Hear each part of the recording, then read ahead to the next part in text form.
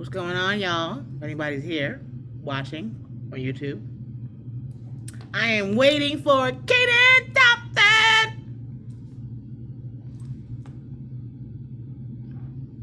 I cannot. How do you keep this stuff from? I need to back this up.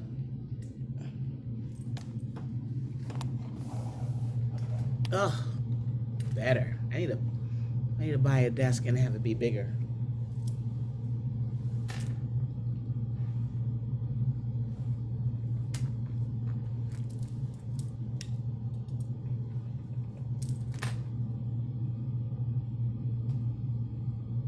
What's going on, guys? We're live. Candace sit here. Y'all good? I am in Dallas, Addison Improv. Tonight's the last show. It's Sunday. Tonight is the last show, Addison Improv. If you guys are in Dallas, go to JackieFabulous.com or go to improv.com. Choose Addison Improv. The link in my bio, my Instagram page, so you can buy show tickets to go to the last show. And I am patiently waiting for Mr. What's his name? Kenan Thompson. Oh God, I'm so hungry. Kenan. His name is fun to say, like Martin. Remember Martin, the sitcom? Martin! Kenan! I'm gonna suggest that when he logs on. Like, I have a note. Oh, shucks, he's coming! Yeah. Let's do a dance. He's ow, ow, ow, ow, ow. KT. What up? What it do? Turned up already. What's poppin'? It's like it. Oh God, hold on. It's hot in here. I'm in a hotel. Where you at in part of the world? I am in Dallas, Texas. I am performing at the Addison Improv. 5 shows. Tonight is the last show. 5 shows. Tonight is the last show. Yes. Nice. How's it been going? It's been fun. It's been great. You know, I'm not gonna lie. When I fly to these states that didn't really take the whole thing seriously, I get kind. You don't know what's gonna happen. You don't know Man, like I don't know. Texas is like, between Texas and Florida, they're the top 2 right now. I got on stage and I was like, I love you guys. I'm not gonna lie. You've been in the news. You've been a little naughty because y'all quarantined for what, 2.5 weeks? That was about it. They cut it short early. And I have this joke where I'm like, I don't know what's gonna happen. So I'm in New York. I'm washing my groceries. I'm not inhaling. I'm scared, hiding out in the basement. And then I go to Atlanta and they're twerking in the airport. I'm like, yo. Atlanta's up there too. Atlanta act like it never happened. It's been going hard the whole time. But if people are dying, they're not telling anybody. They're like, no, you don't need to know our secrets, our stats. Yeah, something like that. Oh no, they're keeping it very personal. But God bless them. I'm glad the shows are going well. Yeah. Where are you? What's going on with you? What's happening? I'm in Cali. We shooting. You shooting your show? Yeah, we're starting week number 3 or 4. I think it's like maybe 4 we're starting. Didn't your show just end? I feel like everything is picking up again really quickly. Is that me? No, we were done back in March. Really? And it aired through like Mayish or whatever. Maybe because you've been working the whole time. I'm like, I don't know this time anymore. You don't. We don't stop working. Yeah, we started our 4th week. That's what's up. Oh my God! Are you staying in a hotel? Are you somewhere comfortable? You're safe? Yeah, no, I'm Airbnb. So yeah. I have a note for your show. Your name. You remember how Martin? He's like Martin. You can do the same thing for Kenan. Yeah, we need to do the same thing. You ever thought about that? I have thought about it. Is there a delay? There might be a little bit. I don't know. Oh, my internet connection. My internet. The hotel says my internet is unstable. Oh, well. That's why. But anyway, back to you. Where were you born? Can you hear me? Yeah. I was like, where's your phone at? You might just need to switch to your hotspot and use your phone. Oh, good point. Can I do that while you're on here? Yeah, it'll just pause us for a second, but it shouldn't cut us off. You're right. You know, a friend of mine told me to do the same thing to hear more. He said, stop. Oh, it's not letting me. Hold on, let me see. Come on now, hotspot. Don't do it like that. Hotspot. It's not popping up. Oh, there it is. Boom. um,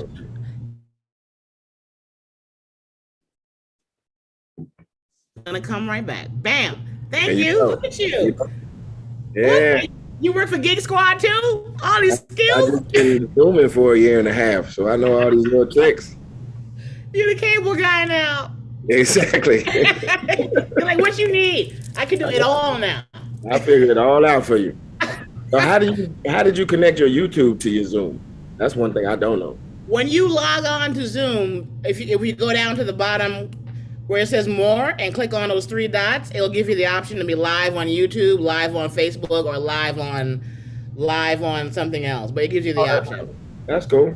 Yeah, and it tapes it, and then I just load it to my computer, and then I just put it on my I put a clip on social media, and then the whole video goes on my YouTube page. Right.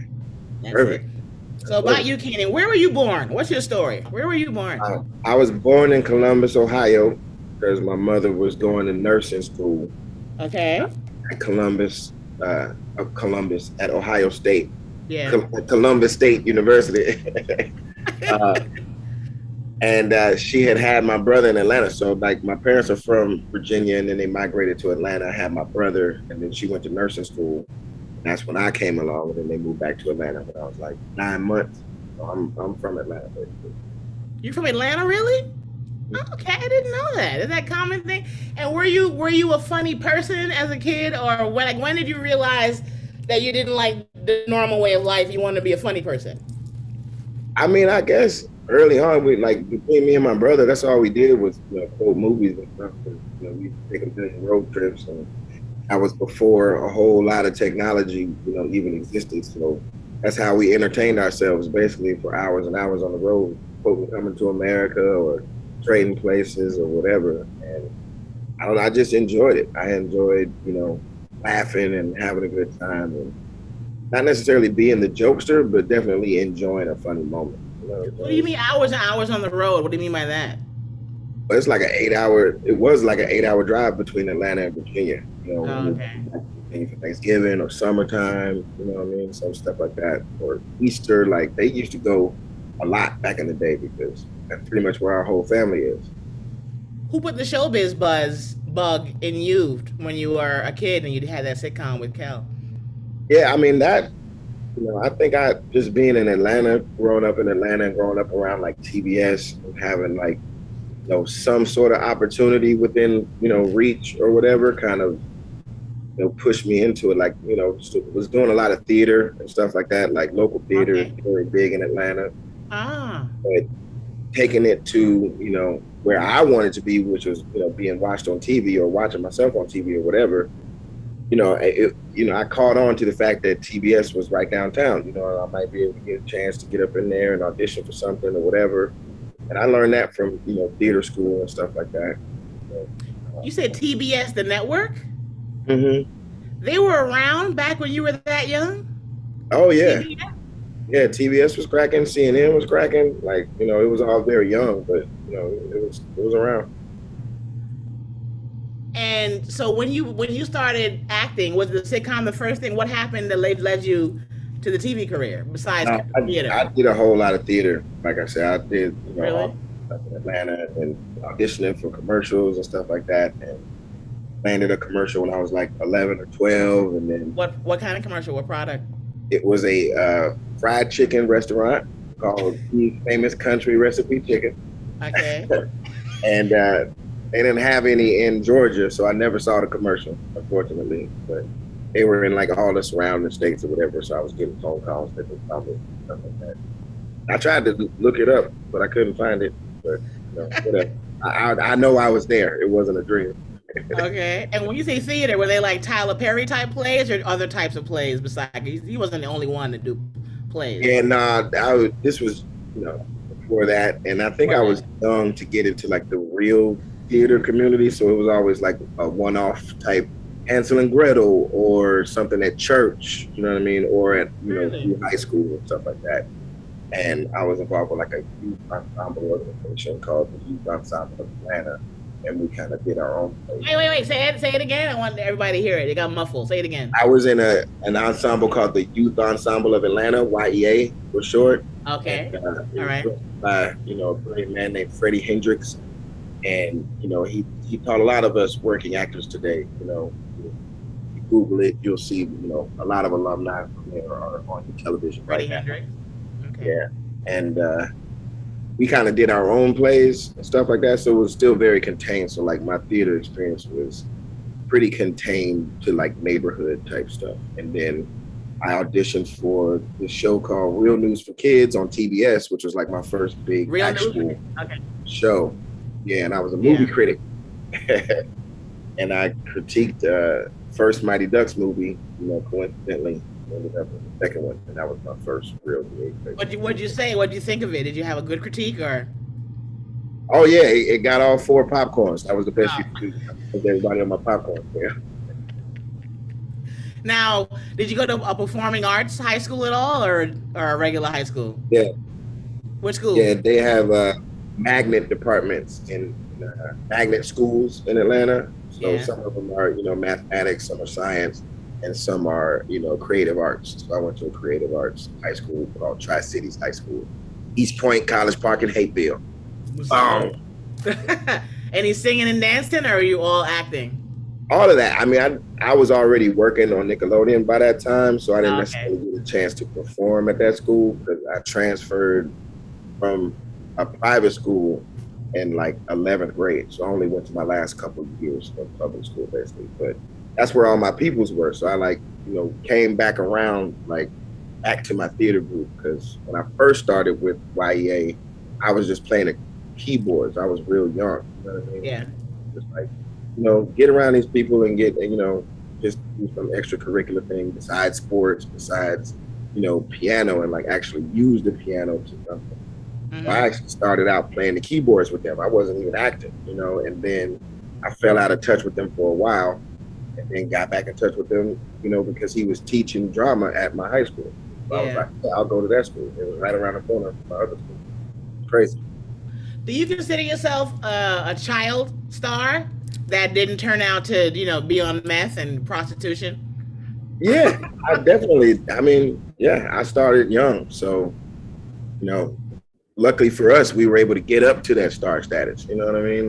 We were just very blessed to have a bunch of different opportunities in Nickelodeon. And then I was able to springboard. Luckily, the years in between and, ongoing, I haven't really got into too much meth. I'm thankful for that. Who are your foundational people in your life that you think kind of kept you from inquiring or experimenting with things that would have, ended you? Anybody? I mean, my mom and I are very close, and she don't take no mess. You know what I'm saying? She's the oldest of 7, so very big thing to be a responsible person for her. You know what I mean? Oh, okay. And no pops not in your life? Yeah, pops is in my life. Okay. But he was more so doing his thing, kind of staying in Atlanta and stuff like that. And they split when I was 12 years old or whatever. So before I even got really busy, they were already separated or whatever. So yeah, it was my mom was just on it. Whenever I needed to travel to LA to do Mighty Ducks or travel over there, she was always with me. Did you always know you wanted to be in entertainment? It didn't fall on your lap. I feel like you've always known, and the jobs that you had as a kid, it kind of led you into doing it as an adult. Were you a kid this is what I want? You told me you wanted to be on TV, see yourself on TV. I wanted to be on it. I didn't know about it being a career necessarily. You know what I mean? I was just intrigued by the television because my grandma used to spend a lot of time sitting and watching it. You know what I mean? Old people wake up at 5 o'clock in the morning. So if you're sleeping, my grandmother, I think, had a 1-bedroom house. The whole upstairs was just 1 bedroom and 1 bathroom. Yeah. And everybody slept in that room, and her husband had 2 separate beds, you know what I'm saying? All in this one room. Mm-hmm. You know what I mean? So it wasn't a whole lot of room for us little cousins. We either gonna be on the cot with me, my brother, and my cousin all on one little cot, or somebody can sleep with Nana. There's nobody sleeping with Granddad because he chewed tobacco and his mattress was caving in the middle, so you always all up underneath him. So nobody ever wanted to sleep with him. So at times I would sleep with my nana, and yeah, she would get up super early, and that would be our time together. We'd sit and watch, whatever came on, and by the time The Price is Right and all that other stuff came on, we had spending hours together. So half the day on already, yeah. yeah, you know what I mean? And Yeah. she'd gotten up and swept the house and made breakfast and all kind of stuff. And I would just tag along with her and everything, sit and relax. She'd be done by 4:00, and she's not coming back downstairs. You know what I'm saying? You got the root. Vividly, like TV was always the thing. Yeah, that was the routine, man. Like 4:00, she going upstairs and she's not coming back. What shows did you watch on your own that you really loved that kind of made you be like more intrigued as you got older and older? What were your favorite shows? Price is Right. Price is Right was I couldn't believe they was giving cars away all the time.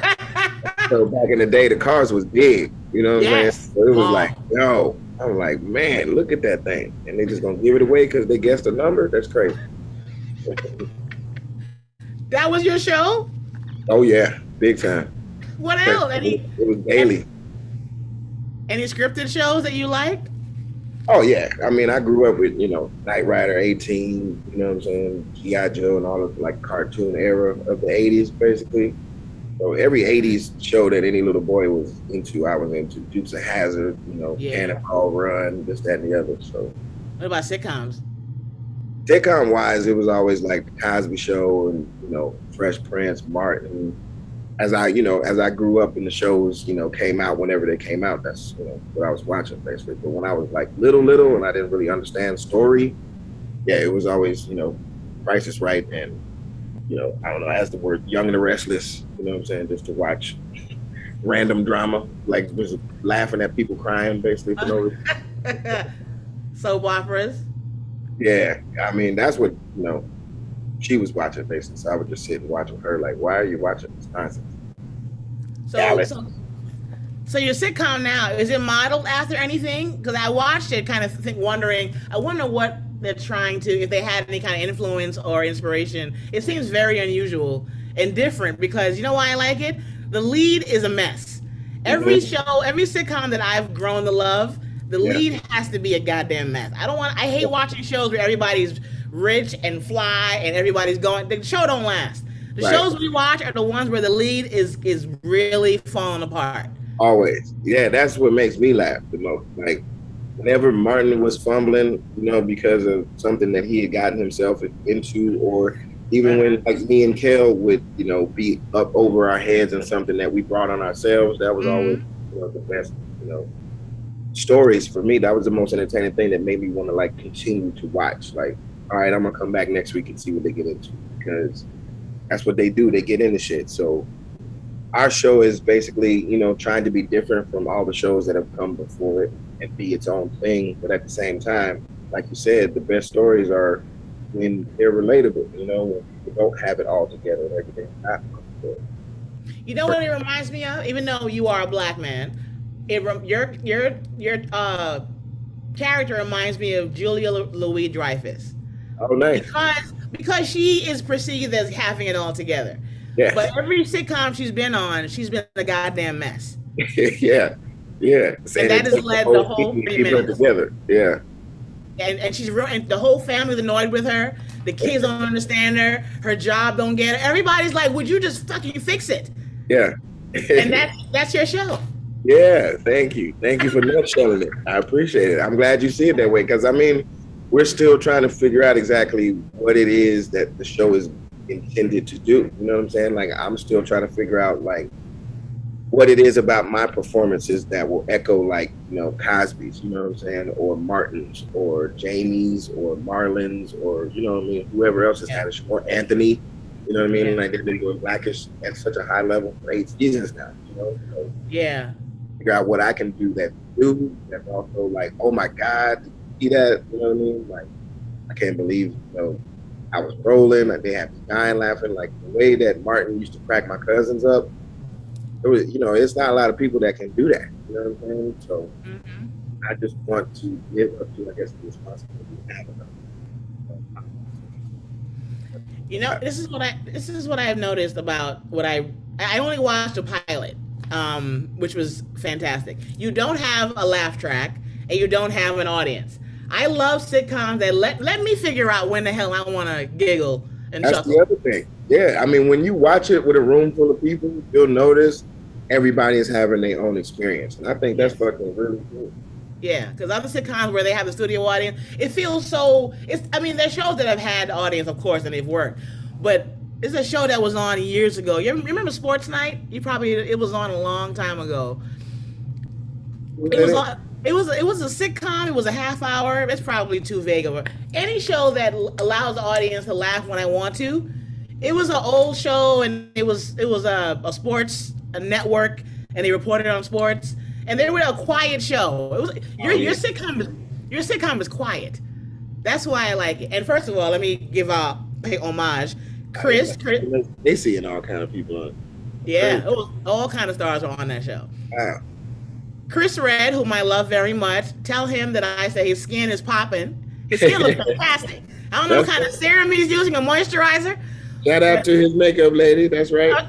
Okay, yeah. Another thing, y'all makeup person did a great job because sometimes they be jacking up. You know, our faces or the skin don't match, but they did a good job. Chris is hysterical. People, yeah. Chris is hysterical. Kimry Davis, also a friend of mine, Yeah, killing it. Lewis. Yep. So it was not Davis, Lewis. Is it Kimry Lewis? Yes, Kimry Lewis. I love her. Incredible. The two little girls are great. The one who's the youngest one, I recognize her from I forget where. Where was she on? She's been working a lot lately, so I don't know. It could be a lot of different things. Real young when I discovered her, like not a baby, but she was a very small. And Don Johnson. Yeah. I'm sorry. What'd you say? I talked over you. Yeah, they have very specific looks. They're very sweet. Where did you guys find them? Were they part of a casting, or did you guys know? They were part of a casting, but I think their godmother is like Megan Good. You know what I mean? So she was like, making sure they were on like certain casting sheets or something like that. But however they came across my desk, I looked at them for 2 seconds. I was like, that's them. You know what I'm saying? Them. They're perfect. They're so perfect. They're so sweet. And it's such a great story. Like they just picked up everything and moved from Atlanta. They're from Atlanta, which is also incredible.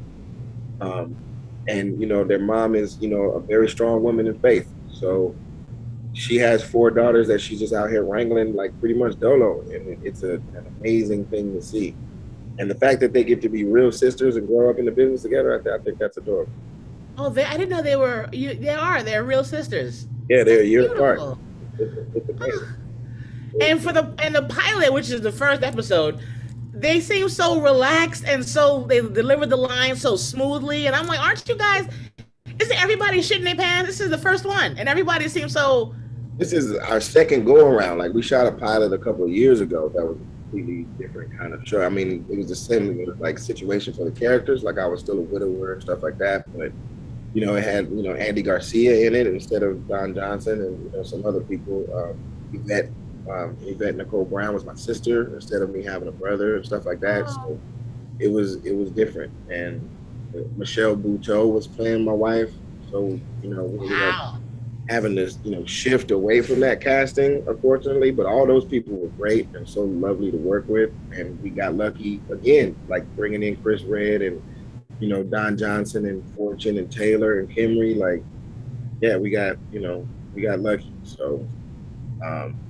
The girls were there from the beginning, so they seemed more polished, and they're just maturing, by the day. It's amazing to watch their acting chops like build because like now they got an acting coach with them, like for every little scene and stuff like that, and they're just on it, man. They've been killing it this year. And Don Johnson, not for nothing, but he's still bangable after all these years. That's what everybody says. Don Johnson out there, I just want to strip him down, see what it's about. He's one of those stars where you know about him from one show back in the day, although he's done 1,000 things since then. But when you see him now, you're like, but I discovered you when, inappropriately years ago. And now I'm like, you can still get it. How old is he? Is he like in his 60s? He's in his 70s. He just turned 71, I think. Oh my God, he looks fantastic. Yeah, he looks great. He's been taking very good care of himself in his life. So, yeah. There's something to clean living-ish. And Fortune, who's always effing hysterical every time she's on the show. Yeah. So good. Now, It's a well-rounded cast. Do you have any? Do you help the writing? Are you part of the writing team or? No, they keep that very separate in the Hollywood television realm. Like unless you're like Louis, that's a bad, I guess, example. But the last, writer, director, producer person that was super duper hands on with their show, like was like Louis C.K. or somebody like that. Really? So unless you're like a guy like that just wants to do everything, yeah, they keep it a little separate. Like they do their thing, and I read it, and if I have something to say or if I, object to anything, I'm always welcome to do so. But I let them do their thing, and it's been, flowing really good like that. Got some real What are your fun. What are your hours? Do you get out early enough to do anything after work? It varies. Earlier in the week, yes, it's 12-hour shifts basically. So Monday through Friday, single cameras, like they have 12 hours basically with all the unions. So after 12 hours, they got to start paying a whole lot of money. So everybody pretty much is either on call or working 12-hour days Monday through Friday. Sometimes you'll get a day off. Sometimes you'll come in late or early and leave late, or come in early and leave early or something like that. But for me, it's like, yeah, I'm around until we stop shooting, basically. So. Oh yeah, your name is the show is your name. So yeah. I mean, I've been catching, half days here and there. Oh I got a yeah. day off tomorrow on Tuesday. You know what I'm saying? I had the day off Friday, shit like that. So I've been getting lucky this last week or so. So I mean, I think they figured out a way for the show to exist on the shoulders of all the cast, you know what I mean? Which kind of alleviates the pressures for everybody. Like nobody's there every single day for 12 hours, I don't think.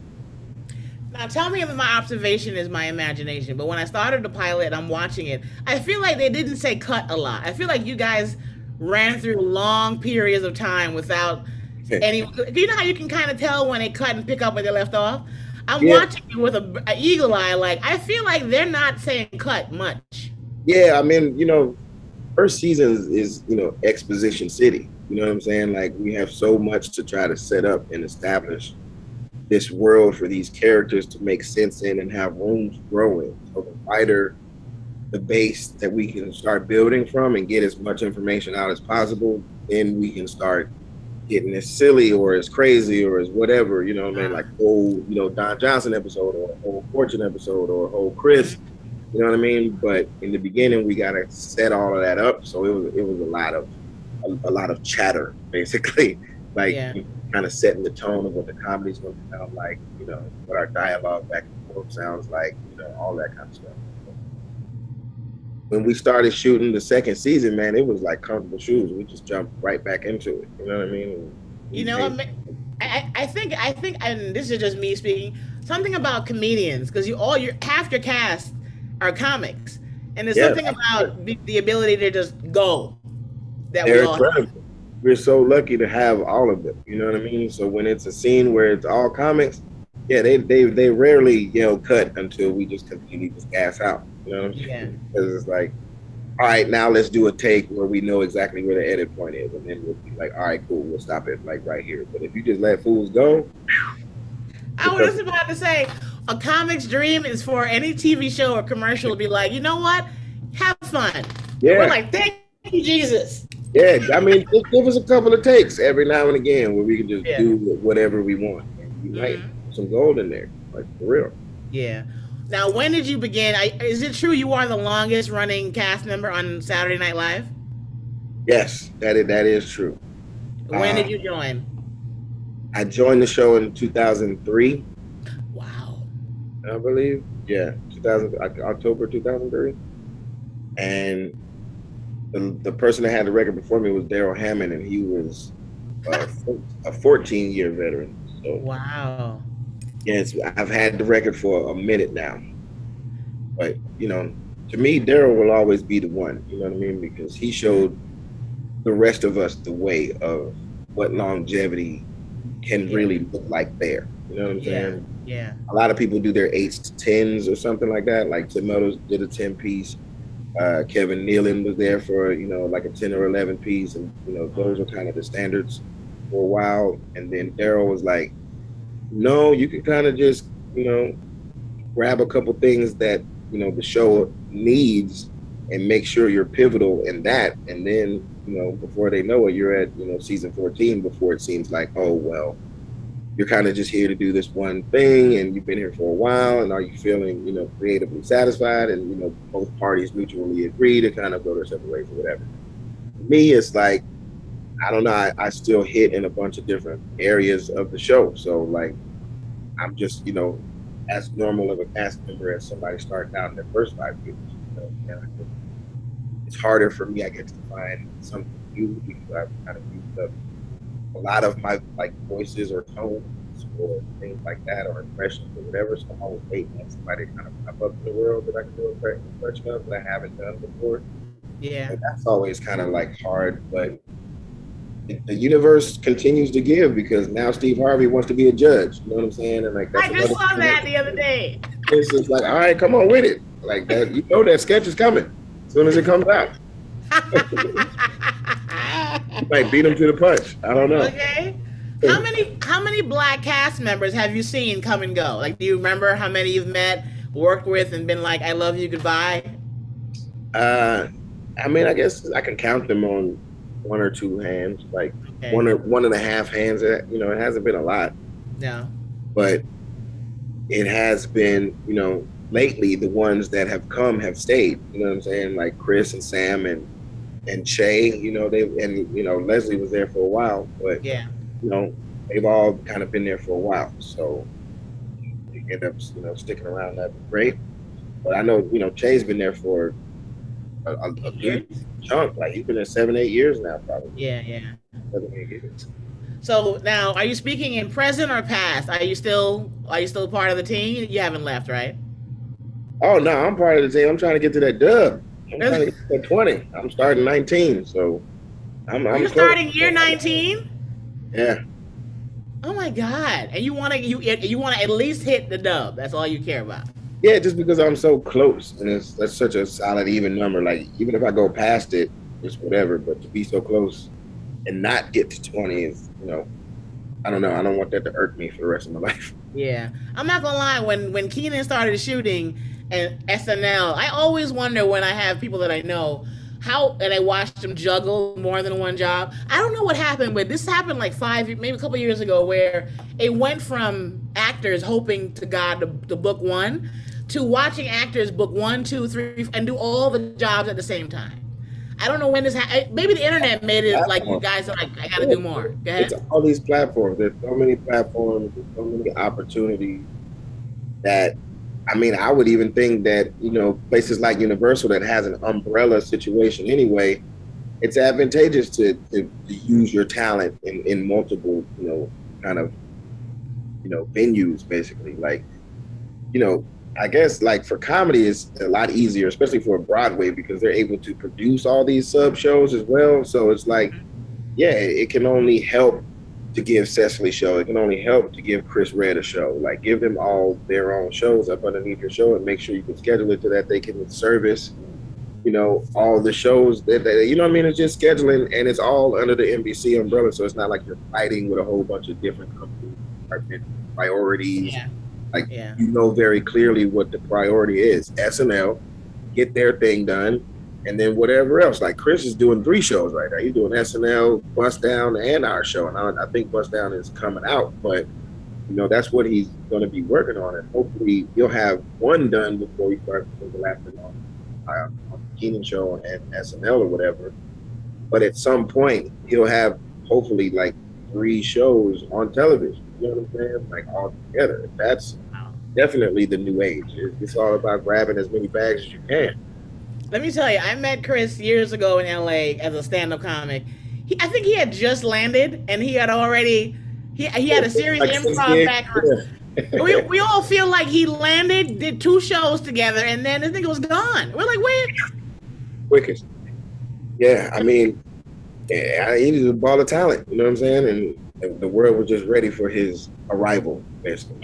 And the reason why he's so blessed is because he's also a genuinely nice person, a good character man, and that blessings come on you when you're a good person. Do you remember your first time, your first day at SNL? Do you remember how you felt? Oh yeah, super lost. I didn't know what the fuck was going on. because like nobody has time to kind of like hold your hand all week, you know. So they check in and they drop you off, and they check in with you. So Drop you if I off. was getting dropped off, I would just be sitting around like, all right, well, this is boring, so I'm gonna just go take a walk. And then I would miss something major, you know what I'm saying? Like I miss a meeting or whatever, and I come back all like, "What's up? What y'all doing?" First Tuesday, like the writing night, there's no like specific start time. Like I wasn't used to having a writing responsibility because they wrote for us on Nickelodeon or whatever, and we would ad lib, and then they would put the ad libs in. So it wasn't like we were in the writers' room. I wrote an episode. That was totally different. I didn't understand like the responsibility of writing, basically. So Tuesday, I showed up at like 6:30. You know what I'm saying? Like they was all eating dinner, so I was like, all right, cool. I guess y'all just getting in here too. You know what I'm saying? Like 6:30 p.m. 6:30 p.m. Yeah, to work.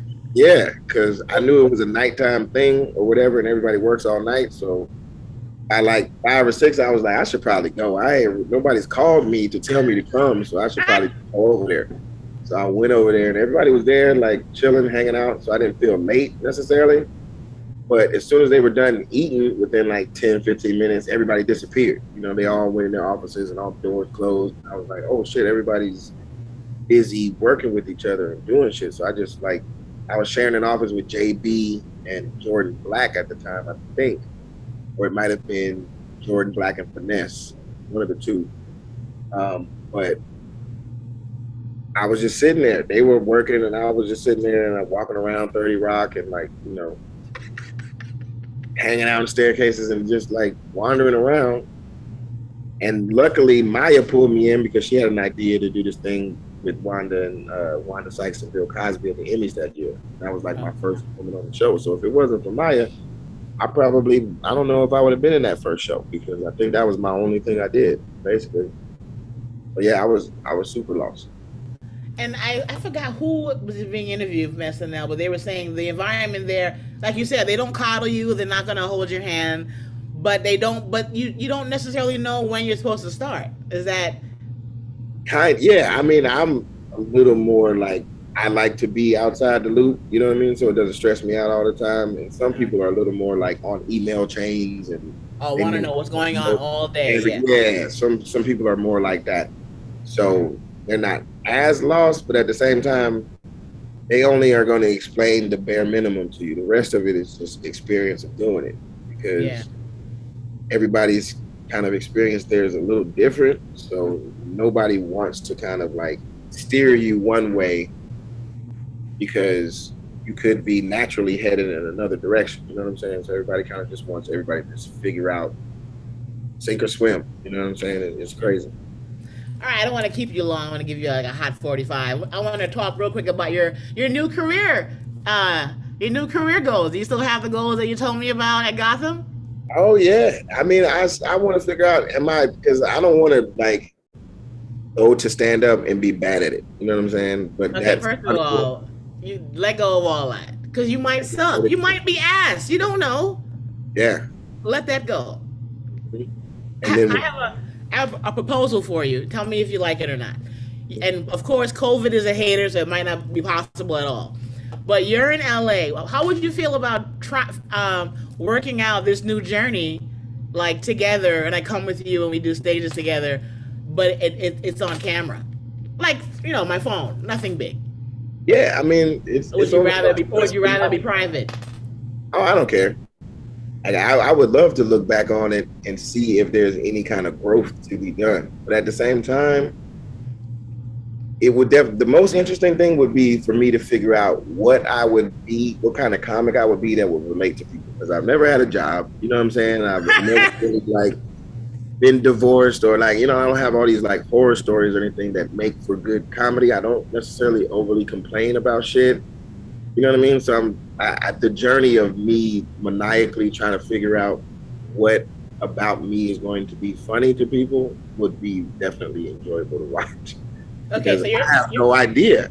You know what I mean? Like, I know a funny joke when I hear it, but like I'm like I can imitate Bernie Mac, but I'm not Bernie Mac. You know what I'm saying? Like I didn't grow up to be Bernie Mac. I didn't grow up to be anybody but myself. So I'm trying to figure out how relatable or how well does that work. Like I still kind of only have a couple years of college education. Like I didn't graduate. You know what I'm saying? So I'm not the smart person. What college got to do with this shit? Stand up, you got to be pretty smart. You are a very intelligent man. You've had the same job at the most popular TV show in the world. You can't be any. Oh yeah, but I'm just saying, like, do I want to continue to like better myself to be competitive that way? You know what I mean? Like, I don't know if I want to read all them books to make all them references and shit like that. Oh my God. Okay, first of all, I'm overthinking it, as you can see. Clearly. What are you doing? Well, I'm like, what the fuck is he trying to do? Is he trying to be Obama? You trying to be a stand-up? Basically, I just respect it so very much. You know what I mean? Like, I respect the hustle of stand-ups, like the ones that can actually go from obscurity to a microphone dedication to becoming a star. You know what I mean? Is a long, crazy fucking road. They all have the craziest stories, and they usually like hit after 10 years of being on that shit or whatever. Like, how long you been at it? It'll be 17 years soon. And how many times have you done the Tonight Show? Once. Exactly. You know what I mean? It's a long, dedicated road. But 17, between 10, I would say a minimum of a decade is a comfortable place to expect that you should be eligible to even be on the Tonight Show. Right. But those are all numbers that are individual per person. You have your own journey. You did a set at the beginning of this podcast, unbeknownst to you. When you told me about your family and living in the same house and in the same room, and your grandmama being up at the crack of dawn watching The Price is Right every day, and your uncle smoking, chewing tobacco, mattress sinking in the middle, nobody wants to sleep with. You already did 5 minutes. Right. Because you talked about what happens in your life. Right. You don't have to have divorce, drug addiction, kids hate you. You ain't got to have any of that. All you do is talk about you. You saw my Tonight Show set. All I did was discuss what is happening in my life today. Yeah. That's it. And it was relatable as hell. Great. See? It got great responses because it seemed like a real person talking to them. You know what I'm saying? That's who you are. You're a real person. Yeah. But I don't know if people want to hear my reality. You know what I'm saying? People may not want to hear may not want to watch your sketches on SNL. Who gives a fuck? That's very true. That's very true. I just be wondering in my lane, but I don't want to waste nobody's time. How are you worrying about that now? Your whole job is to entertain people. People might think you've been lame since 2003. You didn't quit the job, did you? No, but I didn't necessarily have that feedback in my face either. You know what I'm saying? Are you sensitive? Yeah. I definitely have feelings. So it's not like I just roll shit off my back and like I'm not affected. Like if I tell a joke and it misses, like I ain't just gonna skip over the fact that it missed. I'm like, all right, y'all recognize that. No, you can't. You gotta have thicker skin, Kenan. You can't be. You can't be mad at the audience. Like, hey guys, did y'all just hear me? Is the mic working? You can't be that guy. Oh, you can't. That doesn't work. That's not the joke. You know what I'm saying? Like, okay, first of all, before I let you go, you have to promise me, as of this podcast, if you still consider to being. Oh wait, have you decided to be a stand-up, or you're gonna look into trying it? I don't know. You don't know? You haven't been on stage yet either. Even I've been telling you, get on stage. Have you?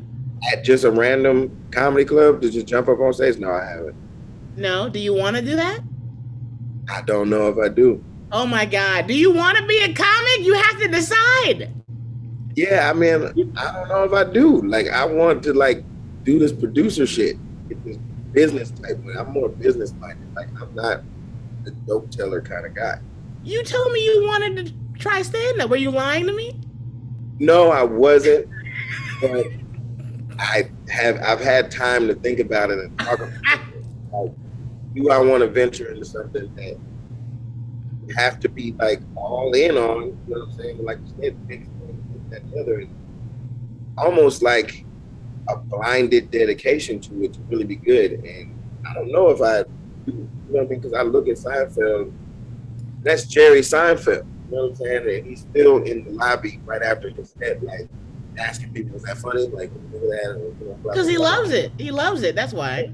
Yeah, and he grew up, I guess, doing it. You know what I'm saying? Like it's in his blood like that. Like my approach to the game was more so through acting, through observances. You know what I'm saying? It was just about performance based. So I don't know if I'm that guy. Like, Why are you curious about standing up for yourself? Is it a new job you haven't conquered or haven't tried? I don't know. I mean, I don't know if people assume I should be doing it, so I like hear. No, let that go. Stop saying stuff like that. Yeah, like I don't think it's necessarily for me. Like I can still, like, for people to put comedian on my description is like, all right, well, you're a comedian. Like, do you do stand up? You know what I'm saying? That's always the follow up question. Like, no. But I mean, not everybody on SNL is even thinking about stand up. If they do live shows, if it's improv shit or whatever, so like, I love stand up. Like, I would have wanted to do it if I had started on it like years ago, maybe, but I also like money, and that money didn't come fast enough. So I was just like, oh, fuck stand up. I ain't on that shit. I'm trying to get the bread. All right, well, you got the money now, so now try it for fun. And then when you try it, monitor how you feel. If you feel like I could date this person again, I could date this job again, then you date it again. Don't do it if you really don't give a fuck. Don't waste anybody's time. But if you really respect it and love it, then try it. I respect it and love it so much that I don't want to waste anybody's time, because I don't know if I'm really that dedicated to like coming up with like tight ass. Like even when I watch people's specials, like by minute 7, they have covered so many topics. Like, yo, motherfuckers I don't talk that much. I mean, I'm talking now because we going back and forth or whatever, but like normally I'm usually pretty quiet. So, are you an opinionated man? Do you have a lot of opinions about stuff? yes, but are they funny? I don't know. You have to try it on stage. Even if you told me a random thing right now, I wouldn't even give you the honor of being like, that's fine. You got to go up on stage to really find out whether or not you have the talent. You have every other talent. You might as well just try it. Just try. I'm not going to pressure you. Only reason why I bring it up because you told me you wanted to try. I'm not afraid to try it. I'm afraid of failing. No, I'm just afraid of being buried in it. Like, God, I want to go up on stage. I want to do this, like, just do addiction. You know what I'm saying? And, like, I already got a wife and kids and several other, like, businesses I'm trying to start and all this, like, stuff that's, like, taking up a lot of time already. And then step foot into something that would require all of your focus, even if you didn't have all that shit going on. You know what I'm saying?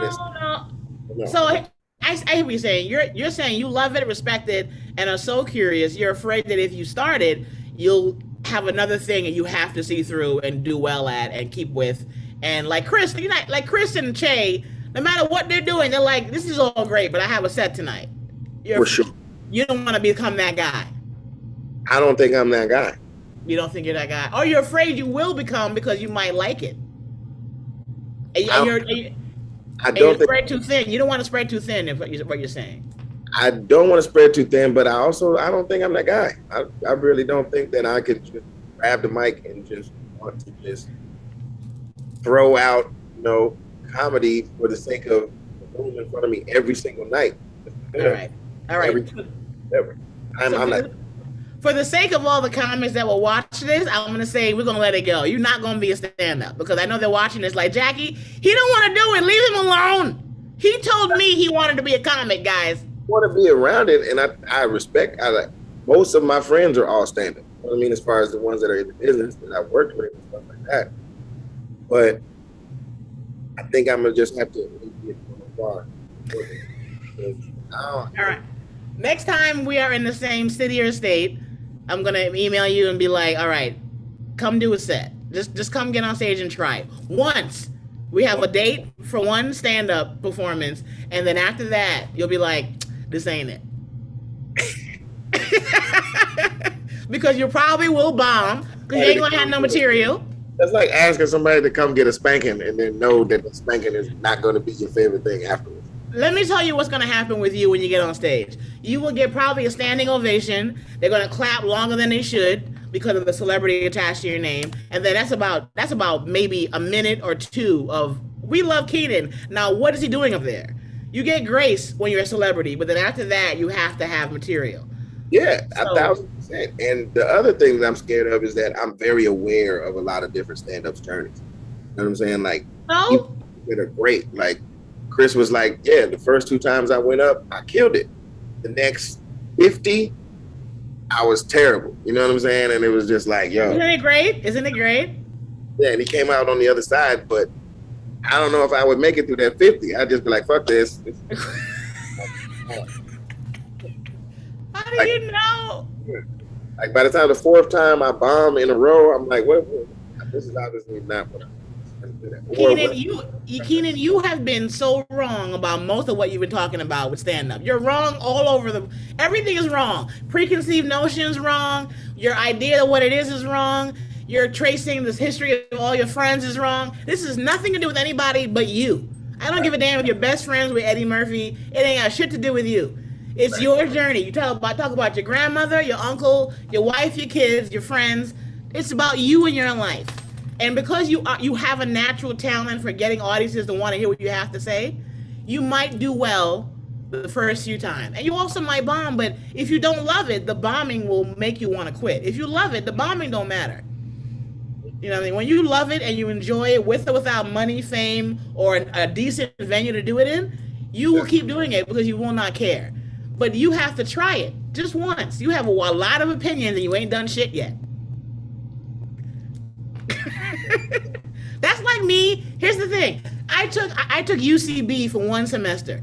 They had a scholarship for minority actors in LA. I took 1 semester and didn't go back.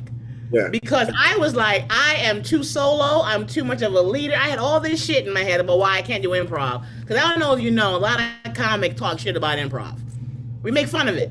In 2 different worlds. Yeah, 2 different worlds. And my instructor told me, Jackie, you're so used to being solo on stage and being the leader, you have to learn that improv is not about Jackie. It's about the ensemble. And I didn't do as good as I could have done because I kept kind of making all of the exercises about me and wanting to have a punchline. But when I had the show, I delivered. But it's too late to only deliver when it's showtime. You have to deliver in a rehearsal, the run through, all that stuff. And I'm coming from the alternate. You know what I mean? Yep. Like, I'm coming from an ensemble-minded place, basically. I'm not used to one. Like, I can be if it's my piece or whatever, but I'm not used to it always being about me. That's not how I am in life. That's not how I am as a performer either. Yeah, so, but you have. Go ahead. I guess that would be the same kind of like what in the head you have about improv. It's a different thing. Do you know how crazy you sound to say I don't like it being all about me, but it's a TV show with your name on it? That wasn't my idea, though.